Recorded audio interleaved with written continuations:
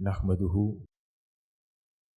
ونصلي ونسلم على رسوله النبي الأمين المقين الحنين الكريم الرؤوف الرحيم.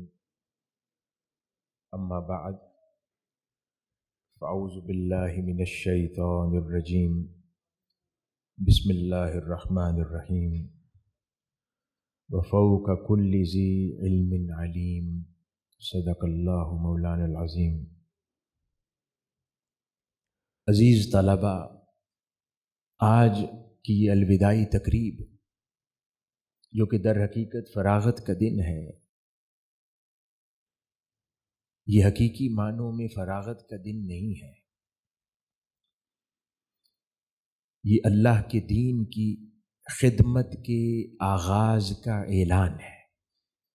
اس سے مراد یہ ہے کہ آپ نے زندگی کا ایک مرحلہ مکمل کیا، اب حقیقی چیلنجز کا سامنا کرنے جا رہے ہیں، یعنی ایک نئے دور میں قدم رکھنے جا رہے ہیں۔ حاضرین گرامی، تاجدار کائنات حضرت محمد مصطفیٰ صلی اللہ علیہ وآلہ وسلم کا ارشاد گرامی کہ جس کے ساتھ اللہ بھلائی کا ارادہ فرماتا ہے اسے دین کی سمجھ عطا فرما دیتا ہے۔ آپ لوگ خوش نصیب ہیں جنہیں اللہ رب العزت نے یہ توفیق عطا فرمائی اس دور میں کہ جہاں پر ہر کوئی اپنے معاش کی تلاش میں پروفیشنل آپشنز کی طرف جا رہا ہوتا ہے، مختلف ماڈرن ڈگریز کی طرف جاتا ہے۔ آپ میں سے کئی نے یقیناً وہ ماڈرن ڈگریز بھی حاصل ساتھ کی ہوں گی، لیکن اس کے ساتھ ساتھ اللہ رب العزت نے آپ کے دل میں تاجدار کائنات صلی اللہ علیہ وآلہ وسلم کے دین متین کی محبت داخل فرمائی، پھر اس محبت کو صحیح منزل عطا فرمائی۔ تو حاضرین گرامی، اب اس کا شکر بھی لازم ہے، ہر نعمت کا شکر لازم ہوا کرتا ہے۔ اس کا شکر ادا کرنے کا کیا ممکن طریقہ ہو سکتا ہے؟ جب آپ آج کی اس الوداعی تقریب کی صورت میں رخصت ہو رہے ہیں تو اس علم کو سنبھالے رکھیں۔ یہ در حقیقت شکر گزاری کا ایک طریقہ ہے۔ پھر اس علم کو اپنے عمل میں ڈھالیں، یہ یقیناً شکر گزاری کا ایک مبارک طریقہ ہے۔ اسی طرح پھر صحیح نیت کے ساتھ اس علم کو آگے پہنچانے کی ذمہ داری ہے، یعنی نیت کے اندر اخلاص اور درستگی کا پایا جانا اشد ضروری ہے۔ تو ان تین طریقوں کے ساتھ آپ لوگ اس نعمت پر اللہ رب العزت کا شکر ادا کر سکتے ہیں جو نعمت اس نے ہمیں آج اس پروگرام سے فراغت کی صورت میں عطا فرما دی۔ حاضرین گرامی، جو کچھ گزشتہ 7 سالوں میں آپ نے یہاں سے پڑھا وہ در حقیقت ایک سرمایے کی صورت ہے جو آپ اپنے ساتھ لے کر جا رہے ہیں، لیکن اصل میدان اس جامعہ سے باہر ہے جس میں آپ لوگ آج کے بعد داخل ہونے جا رہے ہیں، جہاں پر آپ کے سامنے مختلف قسم کے فتنے، نظریات، سوشل میڈیا پر بپا طوفان، ہزاروں قسم کے سوالات آپ کا سامنا کریں گے، یا یوں کہہ لیں کہ آپ ان کا سامنا کریں گے۔ اصل چیلنج اور آزمائش وہاں پر ہوگی۔ یہاں تو سیکھتے رہے ہیں، لیکن اب جو کچھ سیکھا ہے اس کو پرکھا اس جامعہ سے باہر جائے گا۔ آج سے آپ کا تعارف ایک عالم دین کا ہو جائے گا، کوئی آپ کو مفتی کہے گا، کوئی آپ کو حافظ قرآن کہے گا، کوئی آپ کو شریعت کا طالب علم کہے گا۔ لوگ اب آپ کو صرف ایک شخص کے طور پر نہیں جانیں گے، بلکہ آپ کو دین کے نمائندے کے طور پر دیکھیں گے۔ آپ ان کی نظر میں اب فقط ایک ذات نہیں ہیں، بلکہ آپ کا لباس، آپ کی زبان، آپ کے معاملات، آپ کی لوگوں کے ساتھ ڈیلنگ، آپ کا اٹھنا بیٹھنا، آپ کا چال چلن، آپ کی امانت داری، آپ کا اخلاق، یہ سب کچھ اب ان لوگوں کے لیے اسلام کا تعارف بن جائے گا یہ بہت بڑی اور اہم ذمہ داری ہے۔ وہ لوگ جو آپ کی طرح ان کتابوں سے واقف نہیں ہوئے یا اتنے سال علم دین کو سیکھنے پہ صرف نہیں کیا، ان کے لیے آپ اسلام کا تعارف ہے۔ ابھی آپ کے ہاتھ میں ہے کہ وہ تعارف ان لوگوں تک کیسا پہنچتا ہے۔ آپ چاہیں تو ان کے دل میں اسلام کی قدر گرا دیں، اور چاہیں تو اسلام کی قدر ان کی نظروں میں، ان کی نگاہوں اور ان کے دلوں میں بلند کر دیں۔ اور اس کی جواب دہی بھی یقیناً اللہ رب العزت کی حضور آپ کی ہوگی، کہ آپ کی وجہ سے کسی کے دل میں دین کی محبت داخل ہوئی یا آپ کی وجہ سے کسی کے دل سے دین کی محبت نکل گئی۔ آپ کسی کو دین کے قریب کرنے کی وجہ بنے یا کسی کو دین سے دور کر دینے کی وجہ بنے۔ آپ نے لوگوں کے لیے دین کو آسان بنا کر اس پر عمل کرنا ان کے لیے ممکن بنایا، یا دین کو مشکل بیان کر کے اس پر عمل کرنا لوگوں کے لیے دشوار بنا دیا، کیونکہ آپ اب دین کا تعارف ان کی نگاہ میں ہو جائیں گے۔ حضرین مکرم، آپ نے اور بالخصوص جو طلباء جو فارغ و تحصیل ہو رہے ہیں، ہمارے علماء، آپ نے کئی سال یہاں رہ کر علم حاصل کیا۔ ایک سوال ہے جو ان گزشتہ 7 سالوں میں بھی یقیناً اپنے آپ سے کرتے رہے ہوں گے، لیکن آج تو بہت زیادہ ضروری ہے کہ یہ سوال اپنی ذات سے کیا جائے کہ یہ علم ہم نے کیوں حاصل کیا؟ شہرت کے لیے، کسی مسند و منصب کے لیے، یا اللہ اور اس کے رسول صلی اللہ علیہ وآلہ وسلم کو راضی کرنے کے لیے اور خدمت دین انجام دینے کے لیے؟ یہ بنیادی سوال ہے جو ہر انسان کو خود کرنا ہے اپنے آپ۔ تاجدار کائنات صلی اللہ علیہ وآلہ وسلم نے جیسے ارشاد فرمایا کہ اعمال کا دار و مدار نیتوں پر ہے، اور ہر شخص کو وہی ملے گا جس کی اس نے نیت کی ہے۔ تو اگر نیت خالص ہو تو درس گاہ بھی عبادت گاہ بن جاتی ہے، نیت خالص اور درست ہو تو تدریس کا عمل عبادت بن جاتا ہے۔ فتویٰ نویسی دنیا میں سب سے اہم ترین کام قرار پاتا ہے، اور لوگوں کی اصلاح اور لوگوں کے ساتھ معاشرتی تعلقات کا قائم کرنا اللہ رب العزت کے حضور محبوب قرار پاتا ہے۔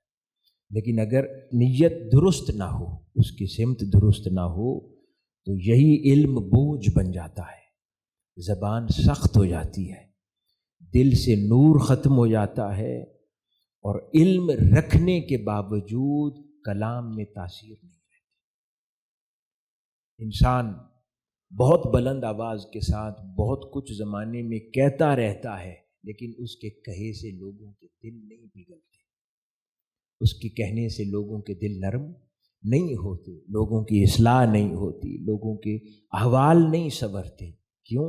کیونکہ اس کا علم بوجھ ہوا کرتا ہے۔ اس لیے میں سب سے پہلے اپنے آپ سے اور پھر آپ سب سے یہ بات کہنا چاہتا ہوں کہ اپنی نیتوں کو ہمیشہ بار بار چیک کرتے رہا کریں۔ پہلے بھی کرتے رہے ہیں، اور اب تو اور بھی ضروری ہے کہ جب اس پریکٹیکل لائف میں انٹر ہونے جا رہے ہیں، جہاں پر بہت سارے لوگ، کوئی آپ کی خطابت کی تعریف کرے گا، کوئی آپ کے علمی نکات کی تعریف کرے گا، کوئی آپ کی تصنیف و تالیف کی تعریف کرے گا، کوئی نہ جانے آپ سے محبت، برکت اور اس طرح کے کئی رشتے قائم کرنے کی کوشش کرے گا، تو بار بار اپنی نیتوں کو چیک کرتے رہیں کہ کہیں آج تو بگڑ نہیں گئی، کسی ایسی راہ پر تو نہیں چل پڑے جس کے آگے اب گناہ ہے، جس کے آگے گر جانے کا امکان ہے۔ اور آج ایک چیز جو کہنا چاہتا ہوں، جو شاید آج کے اس رویے سے بالکل مختلف ہے، شہرت کو پسند نہ کریں، شہرت سے ڈریں۔ جبکہ بدقسمتی سے ہم لوگوں کا رجحان کیا ہے کہ ہم نے آج کامیابی کی تعریف شہرت کو قرار دے دیا ہے۔ چاہے اب وہ سوشل میڈیا پر ہو، فالوئنگز اور لائکس کی صورت میں ہو، ہمارے نزدیک وہ شخص کامیاب ہے، لیکن ہم یہ نہیں دیکھتے کہ جب خبر 4 لوگوں تک پہنچی اور آپ کے گرد اٹھنے والوں بیٹھنے والوں کا رش بن گیا، اس وقت آپ کی آزمائش اور زیادہ بڑھ گئی۔ اب اپنے نفس کو سنبھالے رکھنا اور دشوار ہو گیا۔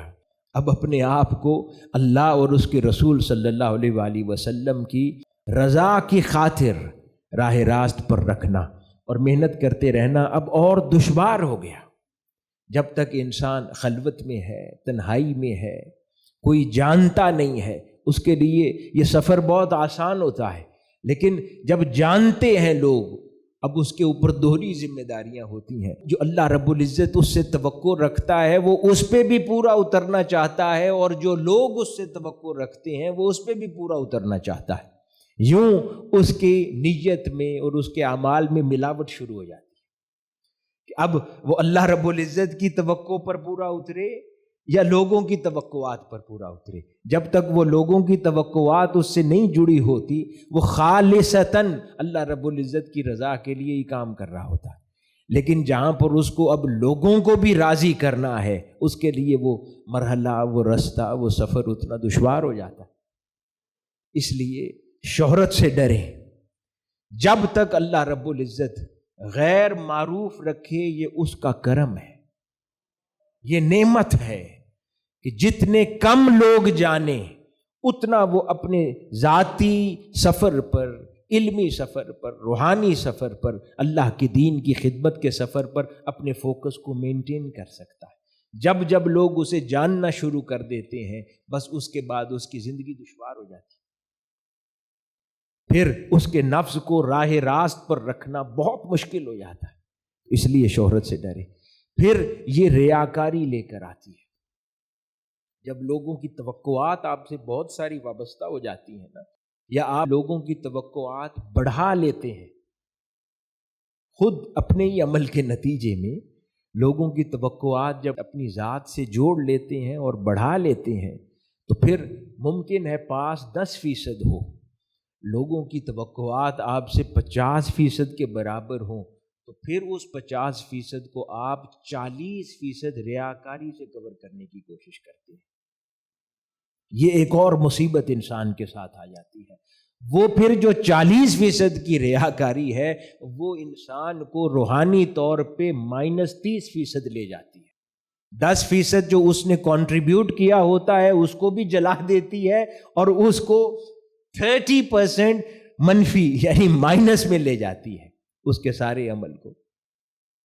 کیونکہ ہوتا انسان کے پاس جو ہے، اب وہ لوگوں کی توقعات پہ پورا اترنے کے لیے وہ اتنی ریاکاری اور کرتا ہے۔ ہو سکتا ہے اس کی ریاکاری میں بدنیتی نہ ہو، وہ اپنی عزت بچانے کے لیے کرتا ہو، لیکن وہ ریاکاری کا عمل ہے کہ جو در حقیقت روحانی طور پر اس کو تباہ کرتا ہے، اور دینی طور پر بھی اس سے خیر و برکت چلی جاتی ہے۔ اس لیے میں نے عرض کیا کہ شہرت سے بچیں اور فوکس کریں۔ جب اللہ رب العزت کا امر اور ارادہ ہو، وہ جب چاہے وہ عطا کر دے، یعنی عطا کرنے سے مراد کہ وہ چاہے تو اب پھر آزمانا شروع کر دے عورت کے ساتھ، لیکن جب تک نہ ملے سمجھے آزمائش نہیں کی اس نے مہربانی فرمائی۔ امام غزالی رضی اللہ تعالی عنہ کا، آپ کی جو سوان عمری آپ نے خود تصنیف فرمائی، اس کے اندر اپنے احوال کو کتنے خوبصورت انداز میں آپ نے بیان فرمائی۔ اگر حضرت امام غزالی رضی اللہ تعالی عنہ کی سطح پر بیٹھا ہوا کوئی شخص اگر ان تصورات اور ان خیالات میں سے گزر سکتا ہے تو ہماری کیا حیثیت اور مجال ہے۔ وہ فرماتے ہیں کہ میں شہر بغداد میں علمی طور پر بادشاہ کی قبولیت کے اعتبار سے مرجع خلائق کے طور پر طول و عرض سے ہر شخص جو بغداد شہر میں آتا وہ میری زیارت کے لیے آتا، میری مجلس میں آتا، میرا خطاب سننے کے لیے آتا، اس شہر سے کسی فتوے نے جاری ہونا ہے تو وہ سیدنا امام غزالی کا فتویٰ ہے، بادشاہ نے کسی اوپینین کو اگر انڈوز کرنا ہے تو وہ سیدنا امام غزالی رضی اللہ تعالیٰ عنہ کی اوپینین ہے، بادشاہ کی جتنی آفیشیل محافل ہونی ہے اس کا مرکزی خطاب امام غزالی نے فرمانا ہے، اور جو بڑا مسئلہ کوئی درپیش ریاست کو ہو جائے کسی بھی نیچر کا تو رائے اور جو مرکزی فائنل ایڈوائس ہے وہ سیدنا امام غزالی رضی اللہ تعالیٰ عنہ سے ہی دی جانی، اور یہ سارا زمانہ آپ کی 30s کا ہے، اپنی عمر کی 30s میں ہے کہ جب اللہ رب العزت اس طرح کی شہرت ان کو عطا فرما چکا ہے، لیکن اس کے باوجود وہ اس سوچ میں مبتلا رہتے کہ کہیں ایسا تو نہیں ہے کہ یہ جو کچھ میں کرتا جا رہا ہوں یہ مجھے حقیقی منزل کی طرف نہ لے جائے یا اس سے کہیں دور کر دے۔ پھر کئی بار اپنے آپ سے یہ سوال کرتے رہتے کہ یہ جو خطابات کے اندر بزرگان دین اور اہل اللہ کی، یہ آپ نے خود بیان فرمایا کہ جو میں بزرگان دین اور اہل اللہ کی کیفیات بیان کرتا ہوں خطابات میں، ان پر یہ گزری، یہ حال گزرا، ان کے احوال بیان کرتا ہوں، ان کی کرامات بیان کرتا ہوں، اللہ رب العزت کے ساتھ جو تعلق و نسبت کی لذت انہوں نے محسوس کی جو میں بیان کرتا ہوں۔ وہ فرماتے ہیں کہ میں تنہائی میں بیٹھ کے سوچتا تھا کہ علم الیقین تو حاصل ہے اسی لیے بیان کرتا ہوں، لیکن جو اللہ نے انہیں عطا کی کیفیات اور جو میں خطابات میں بیان کرتا ہوں یہ واردات مجھ پر خود کب گزرے گی۔ امام غزالی رضی اللہ تعالیٰ عنہ فرما رہے ہیں، وہ فرماتے ہیں کہ یہ سوال مجھے سونے نہیں دیتا تھا، کئی بار میں نے ارادہ کیا کہ میں یہ شہرت والی زندگی ترک کر دوں اور خلوت میں اور تنہائیوں میں سفر کروں۔ یہ وہ دور تھا کہ جب آپ جامعہ نظامیہ بغداد اس کے وائس چانسلر بھی تھے، اس وقت دو بڑی مرکزی جامعات کام کر رہی تھی، ایک دمشق میں تھی جامعہ نظامیہ اور ایک بغداد میں تھی، تو جامعہ نظامیہ بغداد کے سربراہ تھے، وائس چانسلر تھے، اور اس کے ساتھ یہ باقی اہم ذمہ داریاں بھی آپ ادا فرما رہے تھے، علمی خدمت بھی، لیکن ہر روز تنہائی میں بیٹھ کر اپنے آپ سے یہ سوال کرتے کہ مجھے پتا ہے کہ تمام فرائض کی ادائیگی بھی مکمل ہے، کوئی ایسی کمزوری اور اللہ رب العزت کی نافرمانی بھی زندگی کے اندر نہیں ہے، ہر چیز پوری ہے، لیکن پھر بھی وہ لذت کیوں میں احوال کی صورت میں محسوس نہیں کرتا جو بزرگوں کے احوال کی باتیں بیان کرتا۔ یہ انہوں نے پیمانہ کتنا اونچا اپنے لیے مقرر کر لیا تھا۔ پھر آپ ہر روز کوشش کرتے، اپنے دوست احباب سے مشورہ کرتے کہ کیوں نہ یہ سب کچھ ترک کر دوں، چھوڑ دوں۔ اس پر انہوں نے کہنا کہ آپ عجیب بات کرتے ہیں، اللہ رب العزت نے سب کچھ تو دے رکھا ہے، آپ سے بڑا اس وقت کوئی عالم دین نہیں ہے، آپ سے زیادہ کسی کی شہرت نہیں ہے، آپ کی بات سے زیادہ کسی کا دینی امور میں کسی بات پر اعتماد نہیں ہے، آپ کو کیا کمی ہے؟ نہ کوئی نافرمانی کے امور ہیں، نہ کوئی ایسی چیزیں ہیں کہ جو اللہ پاک جن سے ناراض ہوتا ہے، علم دین کی خدمت کر رہے ہیں، تو مسئلہ کہاں ہے؟ انہوں نے کہا نہیں، آپ نہیں سمجھیں گے میرا مسئلہ کیا ہے۔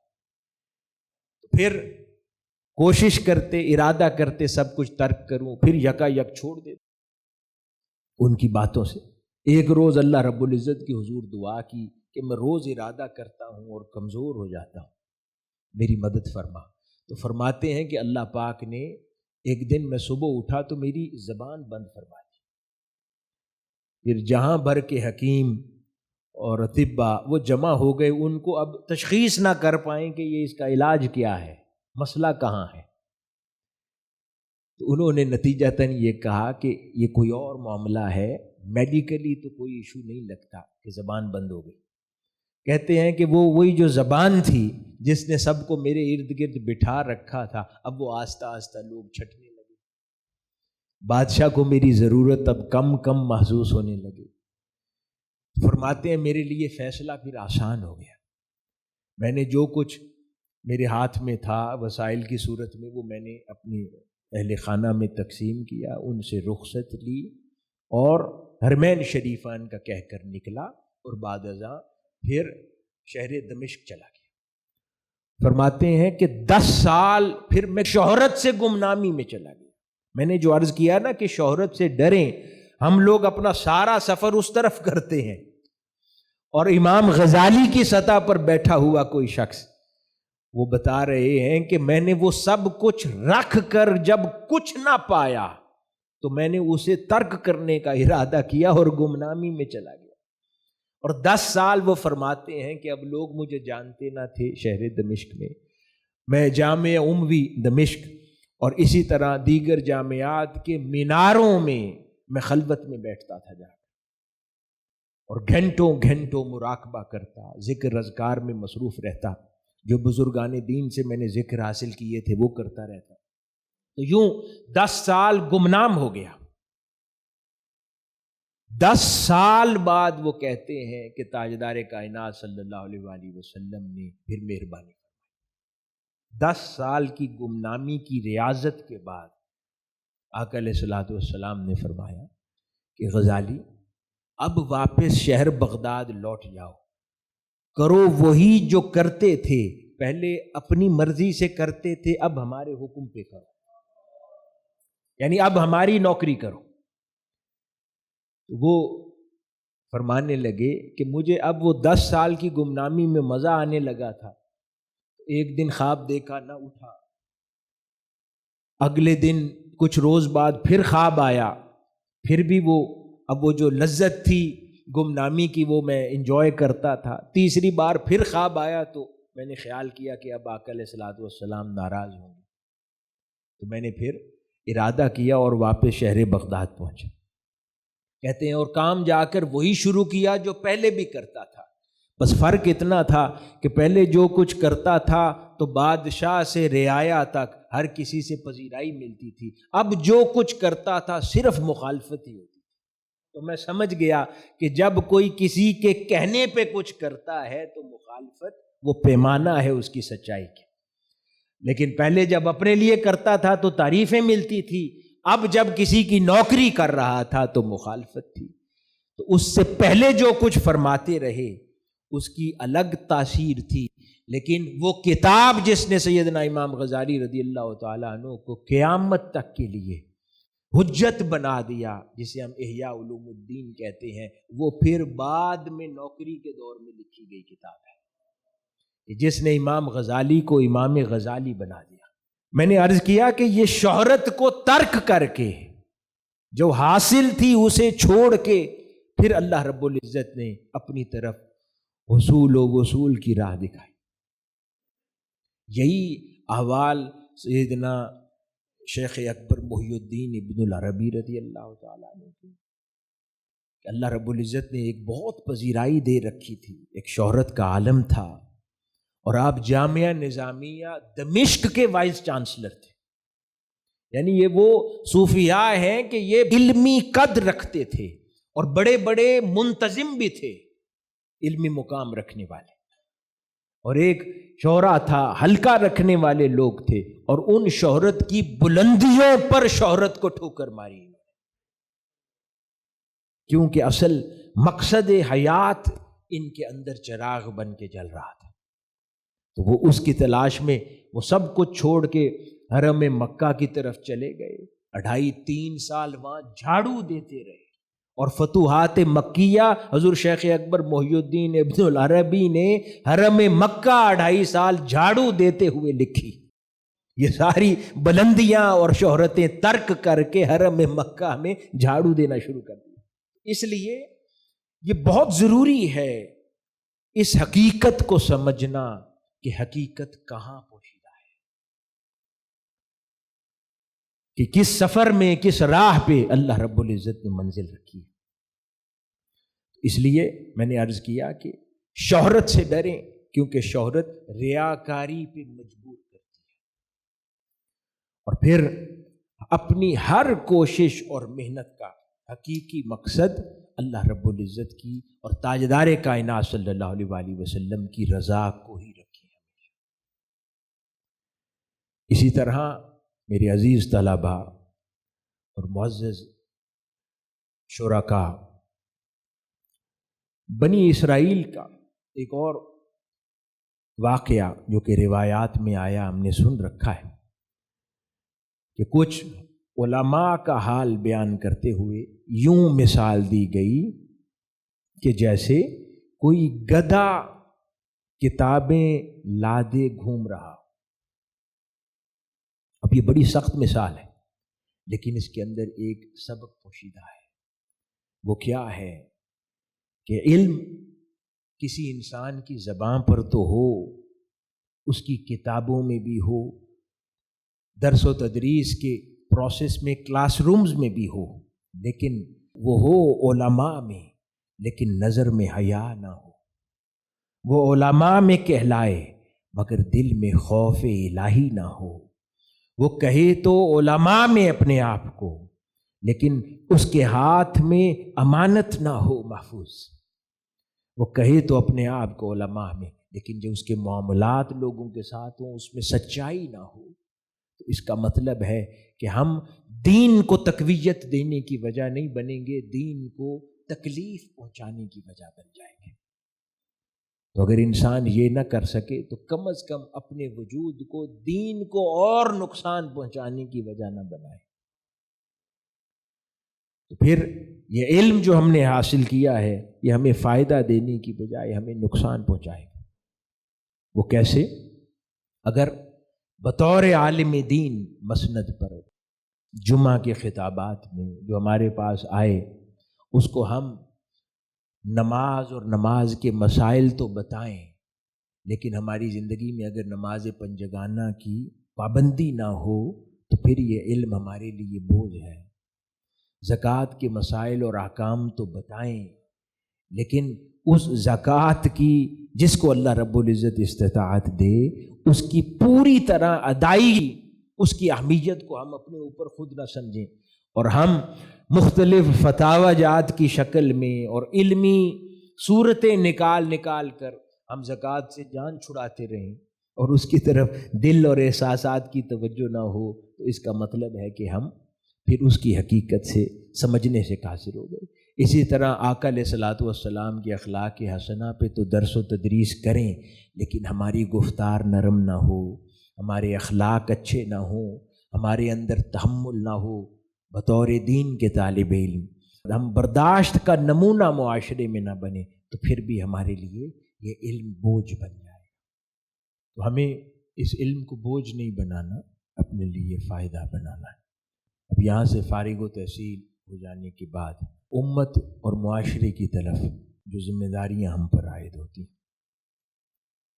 اس میں اس چیز کو ہمیشہ مد نظر رکھیں کہ آج امت مسلمہ مختلف فتنوں میں گھری ہوئی ہے۔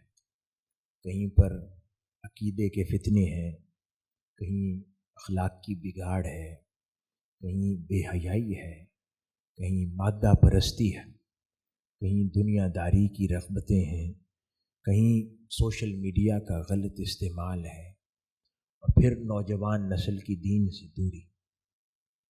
اب ایسے ماحول میں ضرورت اس امر کی ہے کہ یہاں سے فارغ و تحصیل ہونے کے بعد آپ لوگ کردار کی روشنی کے چراغ بن جائیں۔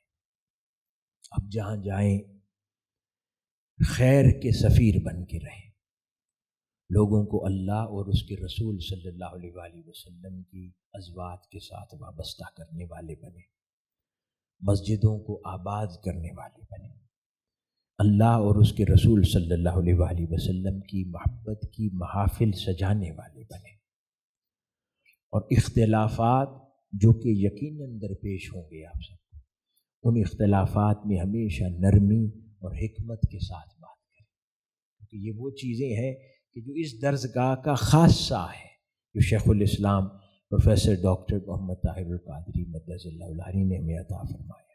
تو اس کے پیامبر تبھی کہلائیں گے کہ جب آپ کے رویوں میں یہ رنگ نظر آئے گا کہ اختلاف میں ہمیشہ نرمی غالب بنے اور حکمت کے ساتھ بات کریں۔ کیوں؟ کیونکہ یاد رکھیں سختی سے کبھی اصلاح نہیں ہوتی، آج کے دور میں سختی سے آپ اپنی اولاد کی اصلاح نہیں کر سکتے تو آپ اپنے سامنے بیٹھے ہوئے لوگوں کی اصلاح کیسے کر سکتے ہیں؟ سختی سے صرف لوگ چھٹتے ہیں، محبت سے لوگ قریب آتے. اس لیے حکمت، شفقت، نرمی، مسکراہٹ چہرے پر، یہ سب آج کے دور میں سب سے اہم ترین دعوت کے ہتھیار ہیں. ان کو سب سے پہلے اپنے کردار کا حصہ بنائیں، تب صحیح معنوں میں اس دین کی خدمت انجام دے سکیں گے جس خدمت کرنے کی نیت سے 7 سال مشقت اٹھائی آپ نے. اسی طرح اپنی جامعہ، اپنے اساتذہ، اپنے مشائخ اور پھر شیخ الاسلام پروفیسر ڈاکٹر محمد طاہر القادری، اس نسبت پر ہمیشہ فخر کریں اور ہمیشہ ان نسبتوں کا اظہار احترام اور عقیدت کے ساتھ ہر جگہ پر کرتے رہیں، مگر عاجزی اور انکساری کے ساتھ. زندگی میں ہمیشہ عاجزی اور انکساری رہے، لیکن اپنی نسبتوں پر ہمیشہ فخر کیا کریں. اللہ رب العزت نے وہ مبارک نسبتیں ہماری زندگی کے اوائل میں ہمارے ساتھ وابستہ کر دیں کہ جنہوں نے ہماری زندگی میں برکتیں بکھیری ہیں. اسی طرح ایک بہت بڑا اہم مسئلہ علماء میں خاص طور پر جب فارغ و تحصیل ہوتے ہیں، زندگی کا ایک زمانہ گزارنے کے بعد جب 4 لوگ ان کو سنتے ہیں، ان کے سامنے بیٹھتے ہیں، تو غیر محسوس انداز میں انہیں خود بھی اس کی ریئلائزیشن نہیں ہوتی، اندر کچھ نہ کچھ تکبر داخل. وہ تکبر کہیں نہ کہیں اپنی علمیت پر، اپنی فہم و فراست پر، یا اپنی خطابت پر، اپنے قول پر، یا اپنی فالوئنگ پر، اس طرح کے بہت سارے موضوعات سے یہ در حقیقت زہر ہے. اس کو ہمیشہ پہچانیں. میں نے پہلے بھی یہ بات کسی اور موقع پر بھی کہی کہ اپنی جو سوچوں کا پروسیس ہے اس کے قیدی نہ بنا کریں، اس کے آبزرور رہا کریں، ان سے باہر رہ کر اپنے سوچوں کا معائنہ کیا کریں کہ اس میں کیا کچھ گزر رہا ہے، پھر اس کا علاج صحیح طرح کر سکیں گے. اگر انہی سوچوں کے قیدی بن کر ان میں رہیں گے تو ان کا علاج نہیں کر سکیں گے. ایسے ہی جیسے شیخ الاسلام نہیں فرماتے رہے کہ نظام کے اندر رہ کر نظام کی اصلاح نہیں ہو سکتی، نظام سے باہر نکل کے نظام کی اصلاح ہوتی ہے. ٹھیک اسی طرح سوچوں کا قیدی بن کر آپ کبھی بھی ان سوچوں کی اصلاح نہیں کر سکتے، جبکہ اس سے باہر نکل کے جب ان سوچوں کے آبزرور ہوں گے تب ان کو بہتر انداز میں دیکھ کر ان کی اصلاح کر پائیں گے. اس لیے دیکھتے رہیں کہ کہیں کوئی بیج تکبر کا تو نہیں بو دیا گیا، تو یکسر اس کو نکالیں اور پھر عاجزی اور انکساری کے لباس کو ہمیشہ اپنی زندگی میں زیور رکھیں. اسی طرح اپنی زبان کو نرم رکھیں، بڑوں کا ہمیشہ احترام کریں، بھلے آپ کے عقیدے کا کوئی ہو یا نہ ہو، آپ کسی سے علمی اختلاف رکھتے ہیں یا نہ رکھتے.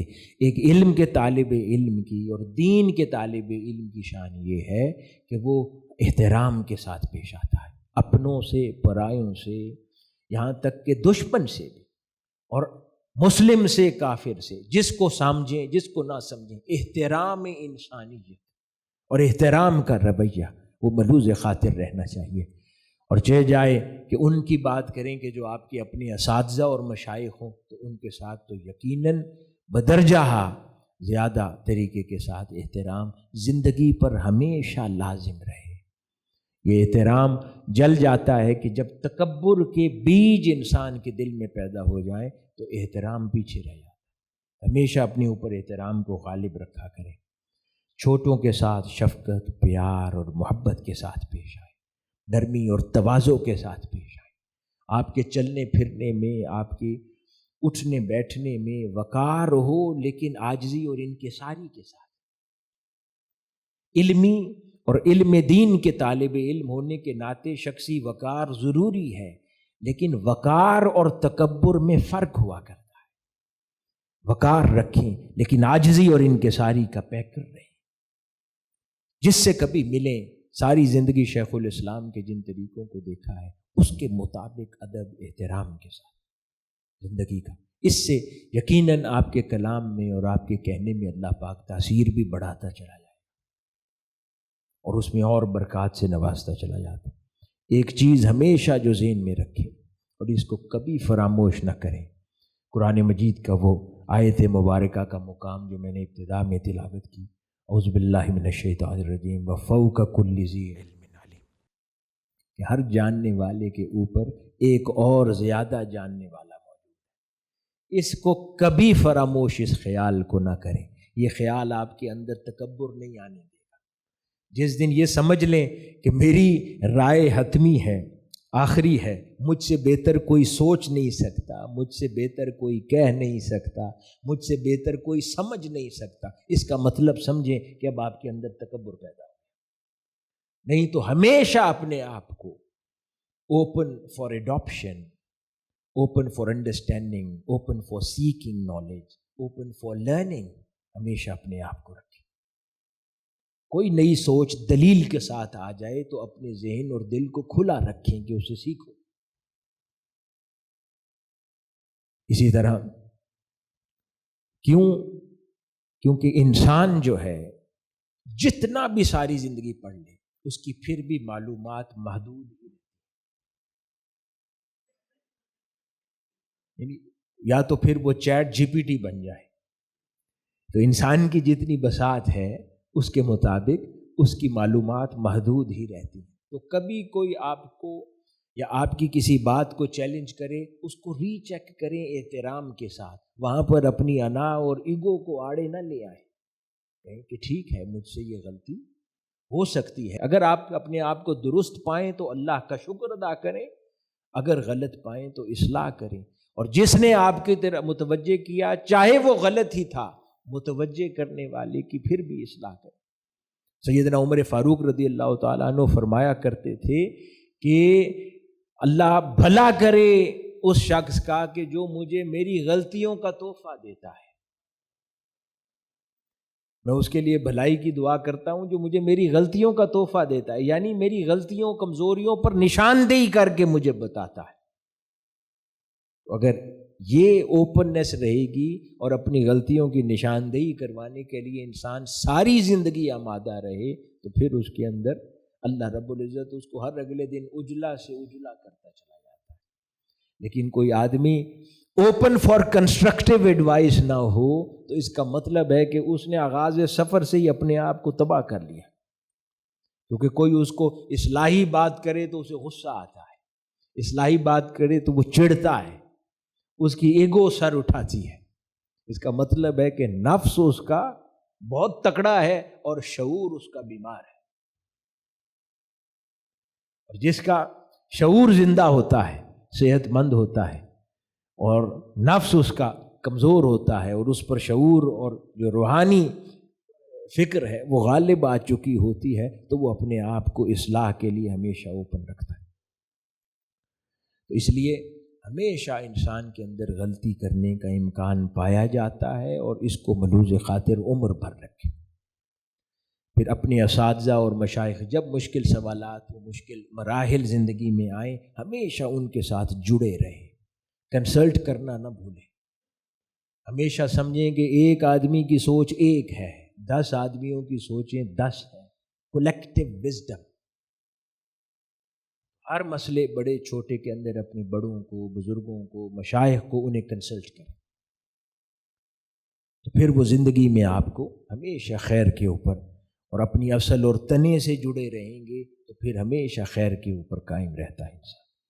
اور آخری چند عملی نوعیت کی گزارشات جو پیش کرنا چاہتا ہوں، یہاں سے فارغ و تحصیل ہونے کے بعد قرآن مجید کے ساتھ اپنے رشتے و ناطے کو جتنا پہلے تھا اس سے زیادہ مضبوط کر لیں، وہ ایسے کہ اب ہر روز اس کو سمجھ دیں کہ قرآن مجید کی تلاوت یعنی سمجھ کے ساتھ، ترجمے کے ساتھ، تفسیر کے ساتھ، کچھ نہ کچھ روز اپنے مطالعہ میں قرآن مجید کو ہمیشہ داخل رکھیں۔ اب یہ فراغت ہونے کے بعد کتابوں کو بند نہ کر دیں۔ بہت سارے فاضلین، اسکالرز، علماء ان سے ملتے ہیں، آگے کاروباری مصروفیات یا پروفیشن چینج کر لیا تو سال ہا سال انہوں نے کبھی دوبارہ پلٹ کر کوئی دین کی کتاب نہیں کھولی ہوتی. اس کا مطلب ہے کہ ہم نے اپنی زندگی کے 7 سال ضائع کر دیے. اس لیے دینی کتب کا مطالعہ لازم اپنی زندگی کے اندر ہمیشہ جاری رکھیں، اور اس میں بالخصوص پھر شیخ الاسلام پروفیسر ڈاکٹر محمد طاہر القادری مدث اللہ علیہ کی تمام کتب جتنی آتی چلی جاتی ہیں اس کو مسلسل مطالعہ میں رکھیں. یہ آپ کے اس علم کی پالشنگ کرتا رہے گا تھرو آؤٹ. اور اس کے ساتھ ساتھ جتنے ماڈرن چیلنجز درپیش ہیں اس کے اوپر مستند علماء کی اور اساتذہ کی بھی کتابیں پڑھتے رہیں، مطالعہ کرتے رہیں، زیادہ سے زیادہ ہمیشہ سیکھتے رہیں. آج شیخ الاسلام پروفیسر ڈاکٹر محمد طاہر القادری مدث اللہ علیہ کی آپ کی عمر مبارک اب کم و بیش 75 سال ہونے والی ہے انشاءاللہ، لیکن آج بھی کوئی دنیا کی کسی نئے سے نئے موضوع کے اوپر کوئی کتاب آئے اور وہ شیخ الاسلام کے مطالعہ میں نہ آ جائے. میں نے ایسا منظر نہیں دیکھا.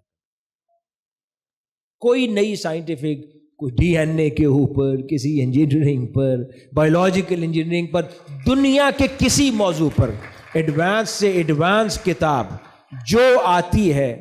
میں کئی بار انٹرسٹنگلی میرا خود بھی شغف ہے، جہاں کہیں لائبریری میں کوئی نئی تحقیق موضوع کوئی چیز آ جائے تو میں کوشش کرتا ہوں لے لوں، پڑھوں.